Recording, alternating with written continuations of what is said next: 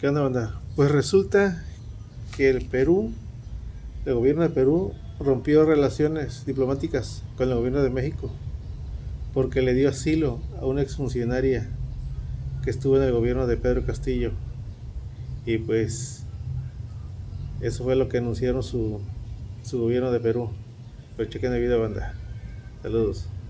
Que toda persona tiene derecho a buscar y a recibir asilo y que esto se realizará conforme a los tratados internacionales de los que somos parte y que nuestra ley regulará sus procedencias y excepciones, cosa que está regulado en la ley sobre refugio, protección complementaria y asilo político que está vigente en México. En términos de esa ley, se hizo una evaluación por parte de la Secretaría de Relaciones Exteriores y la Secretaría de Gobernación y se decidió otorgar el asilo a la señora Chávez, como ya se mencionó, debido a pues ella ha mencionado que ha sido víctima de varias violaciones a sus derechos procesales y a una persecución política.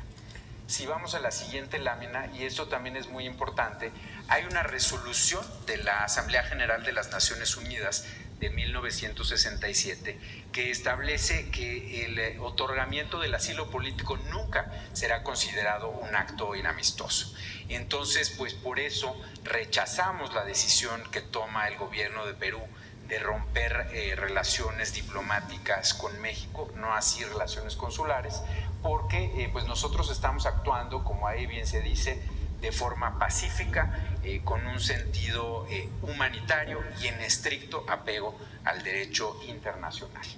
Si vamos a la última lámina, solamente decirles que nosotros vamos a seguir con la instrucción de la presidenta y del canciller de la Fuente, defendiendo esta tradición humanista, actuando conforme al derecho internacional y que naturalmente, además, esto es una decisión del gobierno de Perú que no compartimos, pero la amistad entre los pueblos de México y Perú continúa.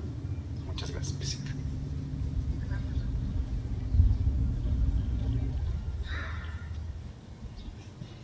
Gracias, presidenta. Muy buenos días tengan todas y todos ustedes. Yo quisiera referirme un poco más a México y a su fiel tradición y vocación humanista, porque ha protegido a miles de personas perseguidas a lo largo de su historia, y es gracias a esta figura del asilo político y del refugio, como lo acaba de explicar Roberto. Y en este sentido recordemos que toda persona extranjera que encuentre en peligro su vida, su integridad y su libertad por sus ideas o actividades políticas, puede solicitar asilo político a México. Y son la Constitución, la ley en la materia y el derecho internacional quienes norman el criterio para conceder o no el asilo. Yo quiero también comentarles que los ejemplos de asilo político a extranjeros son muchos. Quizá el más recordado sea el del presidente Lázaro Cárdenas, que salvó a cientos de refugiados españoles que huían de la dictadura de Franco y del fascismo. Pero también están los casos de asilo durante las dictaduras de Chile, de Argentina, de Paraguay y de Brasil, o aquellos otros durante los conflictos de Centroamérica, y otros casos relevantes, por ejemplo, de José Martí, Trotsky, el Shah de Irán, Rigoberta Menchú, Evo Morales. Son cientos y miles de personas que han solicitado a México y que México generosamente les ha otorgado el asilo. Permítanme nada más citar al presidente Cárdenas cuando el buque Sinaya, que fue enviado por México para traer a los refugiados españoles, arribó a nuestro país en 1939. Y él dijo, textualmente lo cito, no los recibimos como náufragos de la persecución dictatorial, sino como exponentes de la causa imperecedera de las libertades del hombre. Y tiempo después, este buque, que fue y vino varias veces para traer refugiados a México, fue hundido por los nazis. Para México el asilo político y el refugio son figuras que en primer lugar y esto es muy importante, buscan proteger a personas, es decir, son figuras humanistas. Además de solicitar asilo político, refugio, es un derecho humano de cualquier persona y su otorgamiento es un derecho de México como Estado soberano, que debe ser respetado por otros países. Al ser derechos humanos, estas figuras se guían por principios universales como el principio pro persona, y las leyes deben ser interpretadas y aplicadas de forma que otorguen la protección más amplia a la persona, y el de presunción de inocencia. Toda persona es inocente hasta que su culpabilidad sea decidida por una autoridad judicial. Y finalmente, el asilo político es un acto pacífico. No se puede ser considerado como un acto inamistoso por ningún Estado. Todo esto lo reconocen tratados e instrumentos del derecho internacional. Y para finalizar, les quiero decir que muchos cuestionan si es válido asilar a una persona acusada o sentenciada por delitos comunes por la justicia de su país. Y este es un punto delicado y quisiera ser muy enfática. Solo al Estado asilante le corresponde estudiar y decidir si la persona solicitante de asilo es objeto de persecución política o no. Y ustedes se preguntarán por qué. Porque si un Estado persigue a una persona por razones políticas, pues evidentemente no lo va a reconocer, sino que buscará acusarlos de delitos comunes como corrupción, terrorismo u otros. Entonces concluyo diciendo que el asilo es una de nuestras instituciones más nobles y que en ese sentido México, desde que es independiente, ha sido fiel a esta institución tan noble. Muchas gracias, Presidenta. Así debe ser. México bien solidario con todos. Gracias, Presidente, con su permiso. Buenos días a todas y a todos. Me corresponde explicar la posición de México sobre los casos de Betsy Chávez y, por supuesto, del presidente Pedro Castillo. Dos casos que están totalmente conectados. Como ya decía la presidenta, Betsy Chávez fue la primera ministra, es decir, la funcionaria de mayor jerarquía en el gabinete del presidente Pedro Castillo en el momento en el que fue destituido. Muy rápidamente, para hacer memoria, como ustedes saben, el presidente Pedro Castillo fue electo democráticamente por el pueblo peruano en 2021. E incluso antes de que asumiera como presidente, ya fuerzas opositoras intentaron impedirle que llegara a la presidencia, lanzaron una campaña acusándolo falsamente de cometer fraude en las elecciones. Varios despachos de abogados fueron incluso contratados en Lima para cancelar o intentar cancelar cientos de miles de votos a favor de Castillo y sobre todo en las zonas pobres del sur andino. La estrategia no funcionó. Pedro Castillo asumió como presidente, pero durante el año y 4 meses que duró su gobierno fue víctima de constantes acosos, de constantes asedios y ataques de esas fuerzas políticas y otros grupos de poder. Solo por citar algunos ejemplos, se intentó destituirlo 3 veces, se le acusó por supuesta corrupción e incluso se llegaron a hacer inspecciones judiciales en el Palacio del Gobierno, algo que nunca había sucedido con ningún presidente en funciones.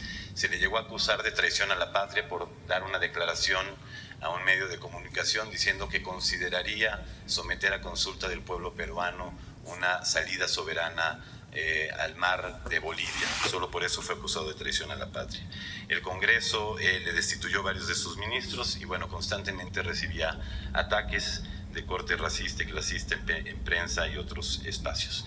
Y es así como el 7 de diciembre de 2022 Pedro Castillo anuncia que disolvería el Congreso para que se eligiera a otro, y por ello es que fue detenido cuando todavía gozaba de fuero constitucional.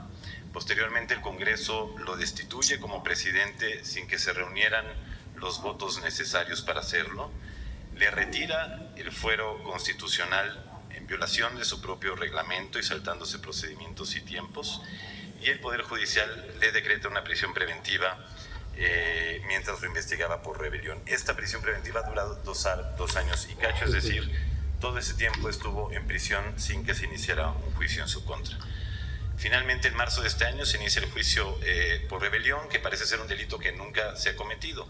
Conforme a la legislación penal peruana, rebelión es aquel que se alza en armas para variar la forma de gobierno. Ese 7 de diciembre, nadie, absolutamente nadie, se alzó en armas por órdenes de Pedro Castillo. Entonces, es decir, no solo el presidente Castillo y su gobierno fue objeto de ataques, de acosos mientras gobernó, sino que a partir del 7 de diciembre que es destituido, sus procedimientos legales están llenos de irregularidades que son equivalentes a violaciones a derechos humanos. Y por eso es que México ha mantenido la postura que tiene en este momento sobre el caso. Y como decimos, el caso de Betsy Chávez está totalmente conectado y es muy similar. También se le acusa por rebelión, como el presidente Castillo y otras personas. Se le suman otros delitos como conspiración para rebelión que, como hemos dicho, no se ajustan necesariamente a lo que pasó. También los procedimientos legales contra ella han estado llenos de irregularidades.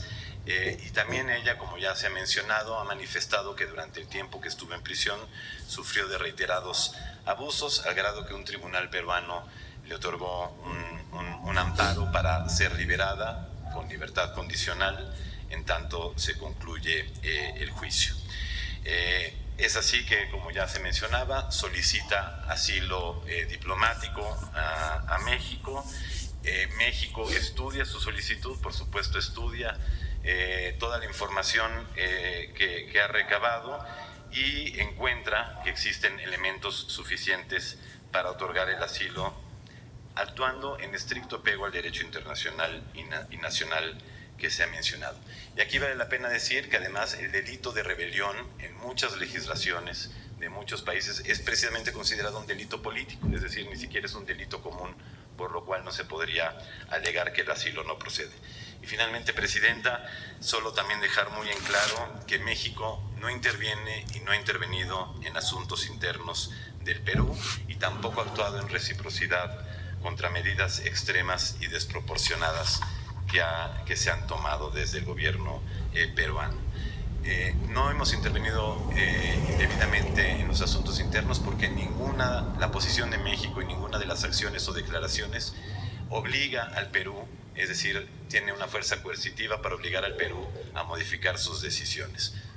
La de México es una posición de principio y es congruente con su sólida historia de política exterior y de asilo y refugio, como se ha mencionado. Y, como sabemos, ante las medidas adoptadas por Perú, México no ha respondido de la misma forma. México no declaró persona non grata al embajador en Perú en 2022, como si lo hiciera Perú con el embajador mexicano en ese tiempo. México no ha declarado persona non grata a ninguna presidenta o presidente peruano. Y México mantuvo sus relaciones diplomáticas y consulares con el Perú, y esto por el profundo amor y respeto que le tenemos al pueblo peruano. Gracias. Bueno, yo era embajador ante Perú durante ese tiempo, en diciembre de 2022, y tuvimos el tremendo privilegio, bajo las órdenes del presidente López Obrador, de poder darle asilo político a su esposa e hijos que también eran perseguidos. Gracias, Presidenta. Pues ahí está la información, banda. Ahí está la información de lo que pasó con con el enojo del gobierno de Perú, porque México le dio asilo a la señora Chávez. Pero bueno, México tiene una tradición de asilar a perseguidos políticos y pues se tiene que cumplir. Dale like, banda, espero que os haya gustado el video. Dale like, banda, saludos.